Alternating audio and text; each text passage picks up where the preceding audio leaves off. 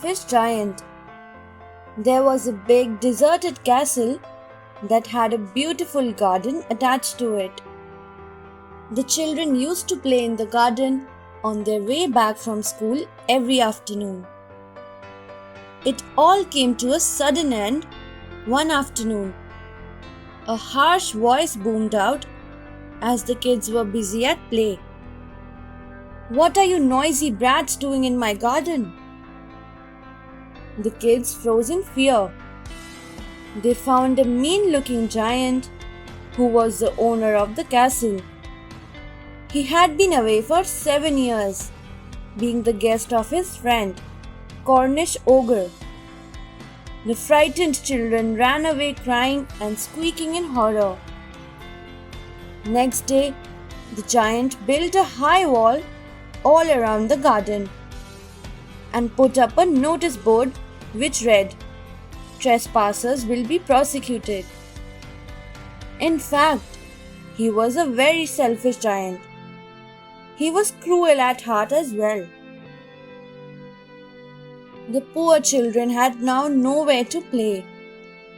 They tried to play on the road, but the road was very dusty and full of hard stones.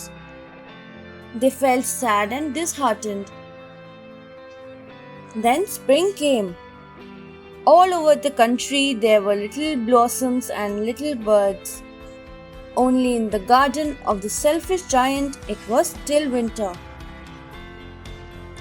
"I cannot understand why spring is so late in coming," said the selfish giant as he sat near the window and looked out at his cold white garden. "I hope there will be a change in the weather." One morning, the giant felt happy to find that frost and snow had disappeared from his garden. He saw some children playing in the garden. He understood everything. As a result, he demolished the wall to let all the children in. Now the children were happy.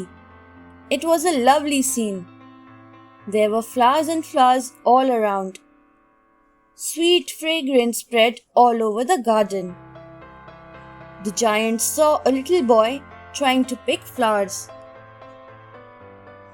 The giant entered the garden, but when the children saw him, they were so frightened that they all ran away. Winter again arrived in his garden. Only the little boy did not run.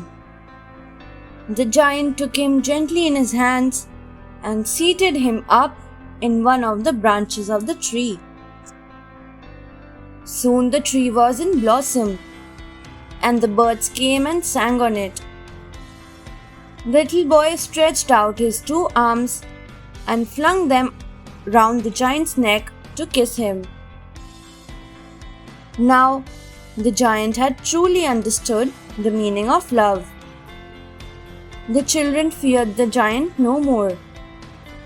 Every afternoon, when school was over, they, except for the little boy, came and played with the giant.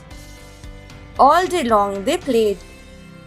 In the evening, they came to the giant to bid him goodbye. "But where is your little companion?" the giant said. "The boy I seated up in the tree?" The giant loved him the most because the little boy had kissed him.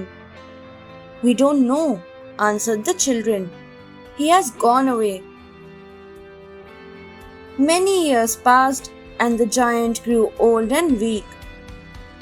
One winter morning, the giant saw the same little boy under a tree. He ran down to the boy in joy. But there was no little boy. There were other children playing and making merry.